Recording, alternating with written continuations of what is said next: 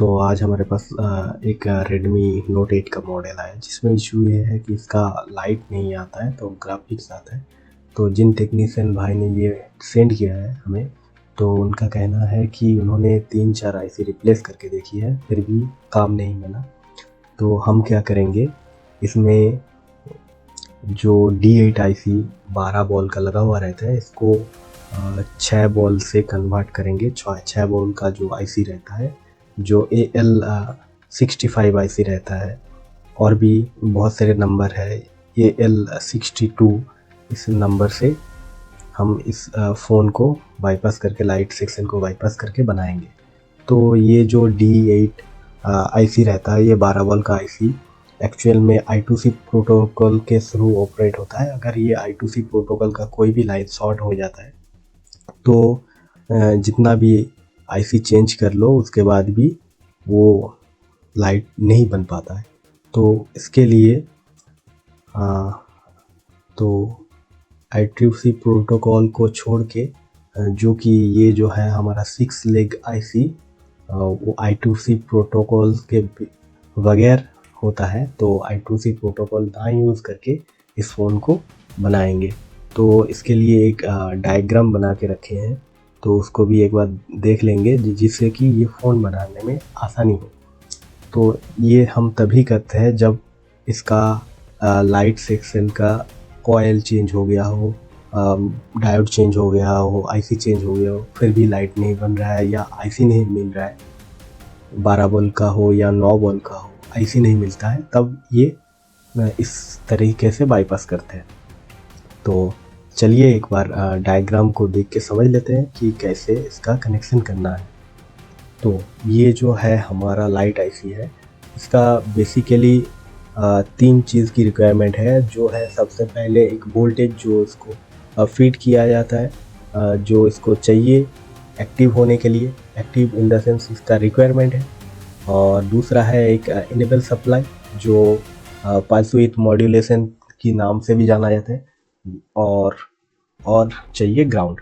तो ये कनेक्शन कैसे होता है, इसके बारे में थोड़ा सा बात कर लेते हैं। पहले ये जो 3.7 जो VPH, VPH और V सिस्टम वोल्टेज कुछ भी कह लो, 3.7 जो वोल्टेज रहता है, ये हमारा इस आईसी पे आके आईसी की इस नंबर पिन पे आता है। उसके बाद एक कॉइल के साथ ये कनेक्टेड होता है, वो VPH का वोल्टेज भी यहाँ पे आता है, और दूसरी साइड कॉइल का हमारा जाता है स्विचिंग की, आईसी की स्विचिंग पिन पे। उसके बाद वो निकल के एक शॉर्ट की डायोड, ये जो डायोड है ये शॉर्ट की डायोड है, इस डायोड से पास आउट होके फिर हमारा एनोड के लिए, डिस्प्ले एनोड के लिए, जो डिस्प्ले एलईडी का एनोड रहता है, एलईडी एनोड के नाम से डिस्प्ले कनेक्टर में चला जाता है।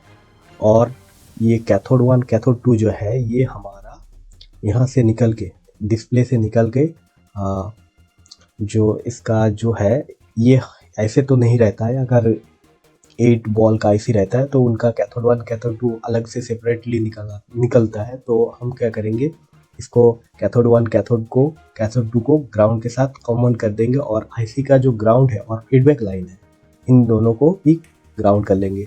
ये हमारा वोल्टेज इन का लाइन है, ये हमारा कंट्रोल का लाइन है, जो इनेबल सप्लाई की नाम से भी जाना जाता है या पल्स विड्थ मॉड्यूलेशन के नाम से भी जाना जाता है। और ये हमारा स्विचिंग का लाइन है, जो कॉइल की दूसरी साइड पे कनेक्टेड रहता है। और ये जो है हमारा फीडबैक की लाइन है, और ये जो है हमारा एनसी रहता है, मतलब किसी के साथ कनेक्टेड नहीं रहता है, और ये जो है हमारा ग्राउंड रहता है। तो अभी इस कंट्रोल लाइन में एक रजिस्टर देखने को मिलता है, जो कि कभी कभार मिलता है, कभी कभार ये सीपीयू से भी ऑपरेट होती है, कभी कभार ये डिस्प्ले कनेक्टर से ही ऑपरेट होती है। तो ज़्यादातर केस में डिस्प्ले कनेक्टर से ही ऑपरेट होती है। उसके बाद ये जो सिग्नल है, ये सिग्नल एक्चुअल में वोल्टेज, हमेशा सबको बोलते सुने हैं कि वोल्टेज, एक्चुअल में ये वोल्टेज तो आता है, लेकिन इसमें एक्चुअल वोल्टेज का काम नहीं होता है, इसमें सिग्नल का काम होता है। सिग्नल जब इसका ऑन ऑफ का स्पीड एक्चुअल में ऑन ऑफ होता है, अगर ऑन ऑफ का स्पीड इंक्रीमेंट होता है, तो फिर ये स्विचिंग का स्पीड भी इंक्रीमेंट होता है। इसके वजह से वोल्टेज जो है और ज़्यादा बनता है। अगर ये इसको डिक्रीज़ करते हैं ऑन ऑफ का स्पीड को यहाँ पे अगर डिक्रीज करेंगे तो फिर इसकी आउटपुट में भी वोल्टेज जो है कम निकलेंगे। तो ये जो है ये वेरिएंट कब दिखता है, जब हम डिस्प्ले की ब्राइटनेस को कम या ज़्यादा करते हैं। तो यहाँ पे एक चीज़ क्लियर कर देता हूँ, एक डिस्प्ले की लाइट को जलने के लिए क्या क्या लाइन की रिक्वायरमेंट रहती है। तो एनोड ए, कैथोड 1, कैथोड 2।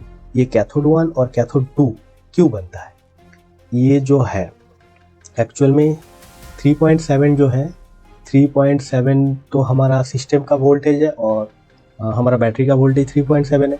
तो फ़ोन उससे ज़्यादा तो नहीं दे सकता, तो उसको ज़्यादा करने के लिए ये आईसी को यूज़ करके ये लाइन बनाया जाता है। लेकिन क्यों ज़्यादा किया जाता है, देखो हमारा एलईडी जो है वो तो हमारा 3.7 का ही रहता है, तो एक एलईडी तो ग्लो हो जाएगा एसबीपीएच पे, लेकिन डिस्प्ले में बहुत सी सारी एलईडी सीरीज कनेक्शन के साथ लगा हुआ रहता है। तो ये जो है ये एनोड हमारा एक कॉमन किया जाता है और कैथोड 1 कैथोड 2 जो है वो बीच में से निकाला जाता है कि इसका दो सेपरेट किया जाता है, दो सेपरेट सीरीज कनेक्शन किया जाता है, उसका बीच में से कैथोड 1 और कैथोड 2 को निकाला जाता है और ये जो है एनोड हमारा वो हमारा सब में कॉमन कर दिया जाता है।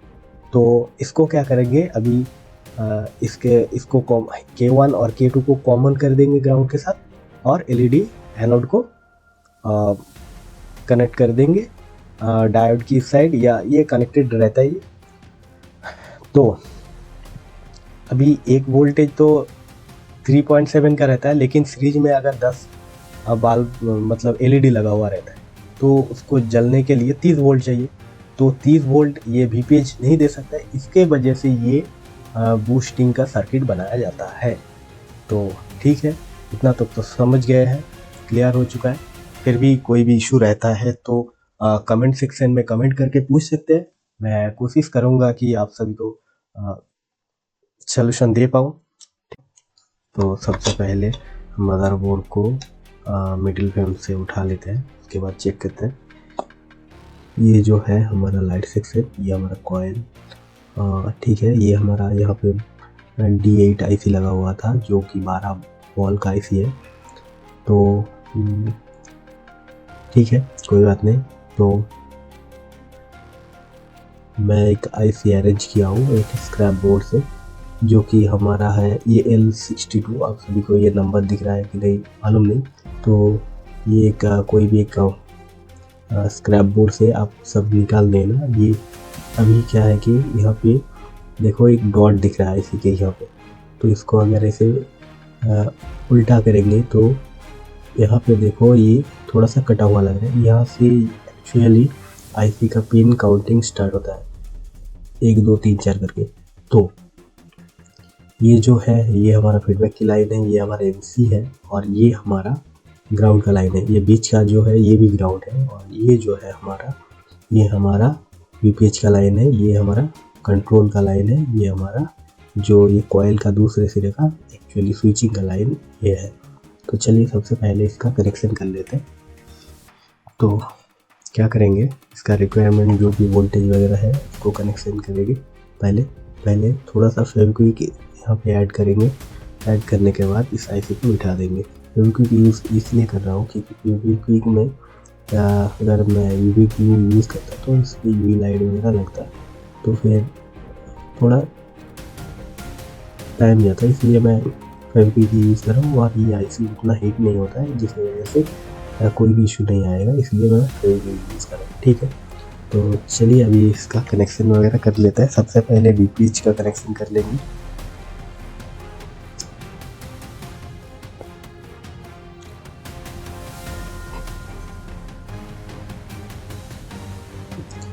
तो वीपीएच का जो लाइन है ये हमारा 0 ohms का रजिस्टर लगा हुआ है, 0 ohms का रजिस्टर लगा हुआ है।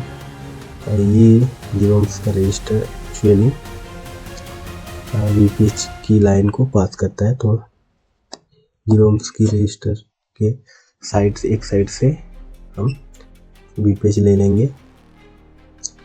चलिए फिर सोल्डिंग कर लेते हैं।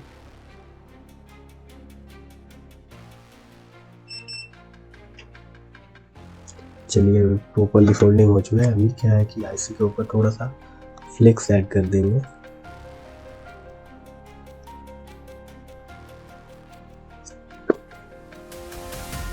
थोड़ा सा फ्लेक्स ऐड करके पूरा लाइन को कनेक्शन करेंगे।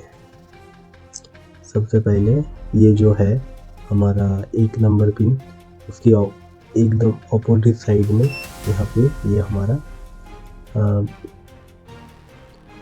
बीपीएच इन का सप्लाई यहाँ पे आके लगता है। तो ये हमारा बीपीएच इन का लाइन तो कनेक्टेड हो चुका है। अब इसको एक्स्ट्रा को काट लेंगे। अभी दूसरा जो लाइन करेंगे वो है हमारा ये स्विचिंग का लाइन। एक्चुअली स्विचिंग का जो लाइन है ये हमारा कॉयल है, और इस कॉयल से यहाँ से ये जो 12 बॉल का आईसी लगा हुआ था, इसकी जो कोने में एकदम लाइन है उस कोने में आता है, तो वहाँ से ले लेंगे। क्योंकि यहाँ से चाहेंगे तो सोल्डिंग कर सकते हैं, लेकिन ये करने में ज़्यादा कंफर्टेबल रहेगा, तो इसलिए यहाँ से मैं ले रहा हूँ। एकदम कोने में जो है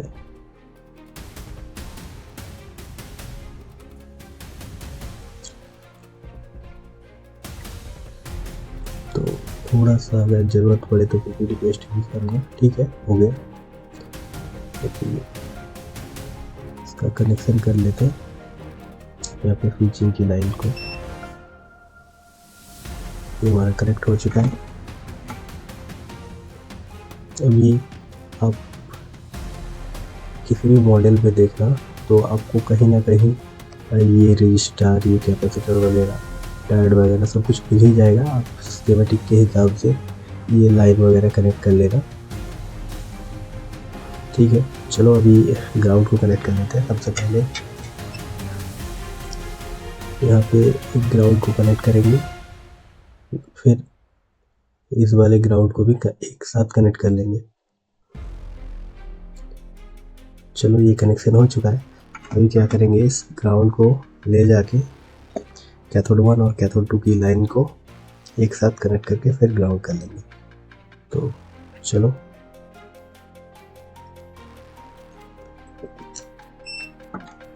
ये हमारा ये जो रजिस्टर है और ये जो रजिस्टर है, ये दोनों रजिस्टर एक्चुअल में कैथोड 1 2 के लिए ही है। इसको अच्छे से सोल्डिंग कर लेंगे।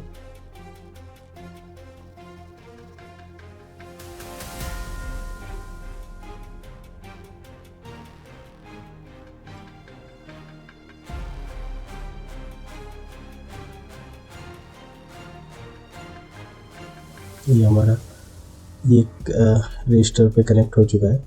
अभी दूसरी रजिस्टर पे कनेक्ट कर लेंगे।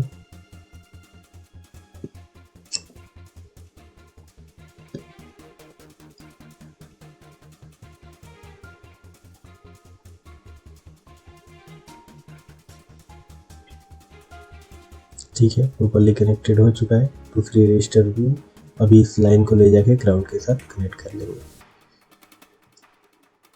अभी ये ग्राउंड के साथ कनेक्ट हो गया। अभी एक्स्ट्रा पार्ट को काट के निकाल लेंगे। अभी हमारा जो आखिरी काम बचता है वो हमारा इस आईसी को इनेबल सप्लाई देना, जो कि एक्टिवेट वो करने के लिए गेट पास देना जैसा है। तो इसको सोल्डिंग कर लेते हैं। चलिए, ये तो सोल्डिंग हो गया। और यहाँ पे एक रजिस्टर लगा हुआ रहता है,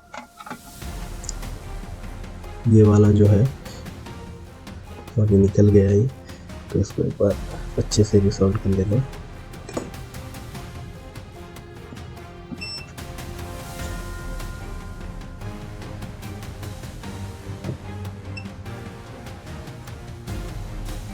इस वाले पॉइंट से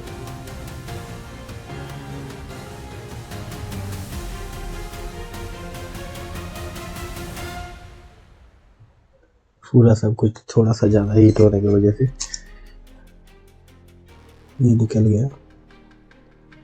ठीक है, इसको फिर से एक बार अच्छी से बिठा लेते हैं। चलो, ये तो बैठ गया। अभी इसको भी बिठा देते हैं।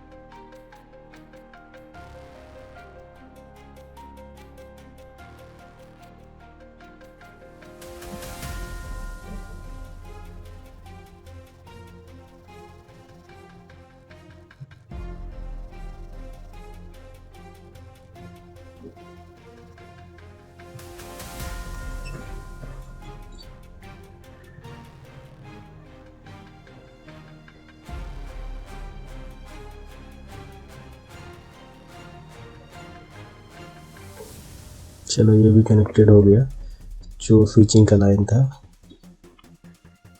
अभी इसको ले जाके ये रजिस्टर को तो निकाल दिया, इस रजिस्टर के आगे से जो डिस्प्ले से डायरेक्ट आके इस रजिस्टर पे लग रहा था, तो यहाँ पे ये इनेबल सप्लाई को जोड़ देंगे। तो ये हमारा कनेक्ट हो चुका है। अब इसको एक्स्ट्रा को काट कर लेंगे। ठीक है, अभी क्या है कि इसको एक बार चेक कर लेते हैं कि ये सब कुछ लाइन कनेक्शन सही से किया कि नहीं। तो ये जो है हमारा VPH लाइन, ये ऊपर प्रॉपर्ली कनेक्टेड है। ये हमारा कंट्रोल का लाइन प्रॉपर्ली कनेक्टेड है। ये हमारा स्विचिंग का लाइन प्रॉपर्ली कनेक्टेड है। अभी ये हमारा ग्राउंड के साथ एनोड कैथोड 1 कैथोड 2 ये ग्राउंड के साथ। यहाँ पे थोड़ी सी दिक्कत है, इसको थोड़ा सा करके कनेक्ट कर लेंगे क्योंकि ये हीट की वजह से वो निकल गया था।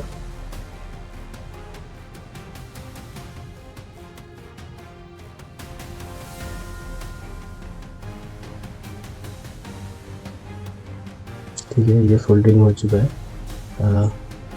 अभी एक बार लगा के चेक करके देख लेंगे। सॉरी, ये जो लाइन था फीडबैक की लाइन, इसको भी ग्राउंड के साथ कनेक्ट कर लेना है।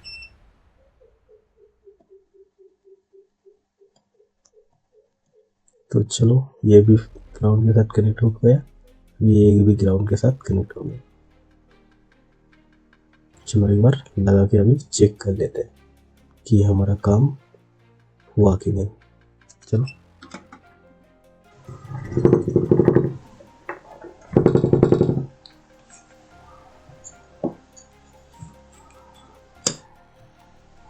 यहाँ पे मैंने एक टेप लगा दिया है कि ताकि ये जो है ये शॉर्ट सर्किट ना हो जाए ग्राउंड के साथ, बॉडी के साथ टच होके। तो फिर इसके लिए हमने एक टेप लगा दिया है। तो अभी एक बार चेक करके देख लेंगे।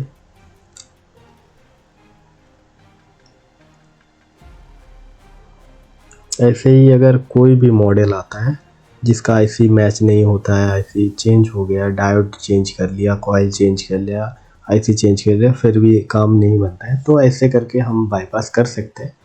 तो चलिए एक बार देख लेते हैं। तो ये हमारा सक्सेसफुली लाइट बन चुका है।